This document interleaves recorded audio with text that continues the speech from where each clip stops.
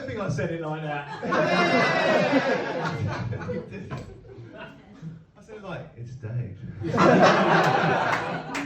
Not very good at flirting, are we? Yeah. Epidemic in here, isn't it? Anyway, I hope you're all in the mood for some great comedy, because that's going to be happening in about 5 minutes. But if you are in the mood for some, sweet discussions and conversations, then I will pay you for that right now, because I need that right now. It's been a tough week. Life is hard. I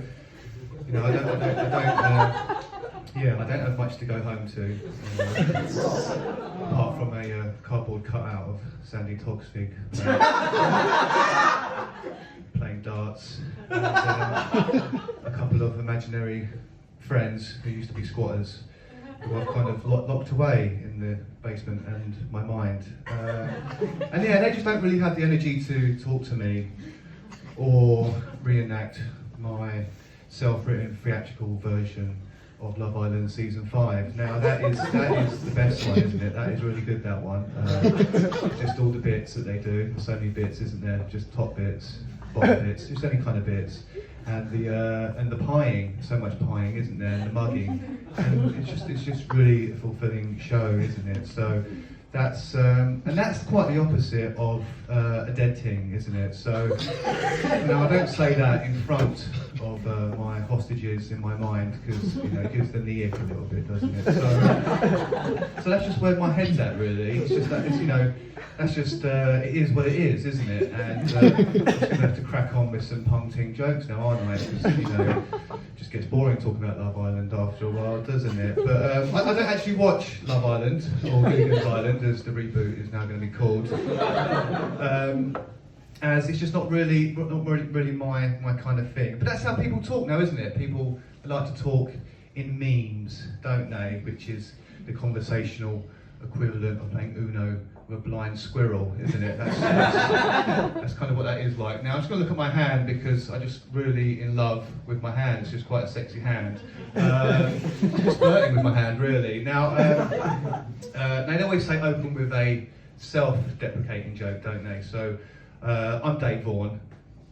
Yeah, all right, let's move on. Okay, that's good, that is. But yeah, I mean, now I know what you're thinking. Some of you aren't thinking. Some of you are probably just staring at that brick wall, hoping for a moment of inspiration to take your mind off looking at that brick wall. But if you are thinking, you're probably thinking, I look like the physical embodiment of a PPI prank call from Danny Dyer, aren't you? That's probably what you're thinking there. So I'm just going to look at my hand again, because it is really that sexy. But Danny Dyer, if you are thinking about that, then you're probably not thinking about that, because you're probably looking at the wall, thinking about licking your fingers full of beer, aren't you? I guess that doesn't really work when you look at your hand when you do that one. But the man's a British legend, isn't he, Danny Dyer? He is a treasure. He is a treasure. And if by treasure you mean digging up a steel tin full of Chaz and Dave, whistling on repeat Snooker Loopy,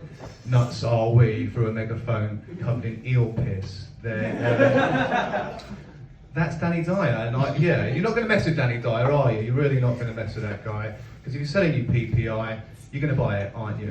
And he's the kind of guy that will turn up to a knife fight with a tongue, and you won't end up fighting. You'll just end up going home with an underage wife, 2 children, and a Ford Sierra, won't you? So that's the kind of interactions you have with Danny Dyer. So I'm going to look at my hand again, because it just really is that sexy. Now, I can't really read my writing that well, can I? But before we crack on, I've not even started yet. It's just straight before, isn't it? It's just a little caveat. Now, I do speak French. Thank you very much. Now, not all my jokes might be funny tonight, as this is just a little warm-up gig from a Netflix special in about 25 years' time. Just working hard on that. But I'm getting in there early, and that's an important bit of advice that a man once gave me. Probably the only bit of advice that he ever gave that was good, and that was from Prince Andrew. So I mean, even a broken cock is right twice a day, isn't it? So, yeah, who's keeping time, eh? Yeah, not Prince Andrew, is it? No. But yeah, and Prince Andrew's not on my hand. I'm not in love with Prince Andrew. But no, it's great to see so many people coming out for new comedy, isn't it? You know, mostly comedians. You know, I'm not what you've all been through to get here, mainly because I haven't asked anybody how they've got here or followed any of you from your homes here. That would make for a slightly uncomfortable show, wouldn't it? But a slightly more terrifying journey home, wouldn't it? Wouldn't it? Wouldn't it? It really would, wouldn't it? Yeah, it's just some of these thoughts that go through my mind sometimes. I don't need to know where you live. Yeah. Yeah. Okay. All right. So yeah. Now I don't get booked for many gigs. I don't know why. But I do enjoy a little factoid. So I've just been flashed. So I don't really think I'm going to finish this factoid joke. I was going to end on a bit of a mental breakdown. So instead, I'm just going to say, I'd love to know where you live. See you later. I've been Dave Vaughan. All right.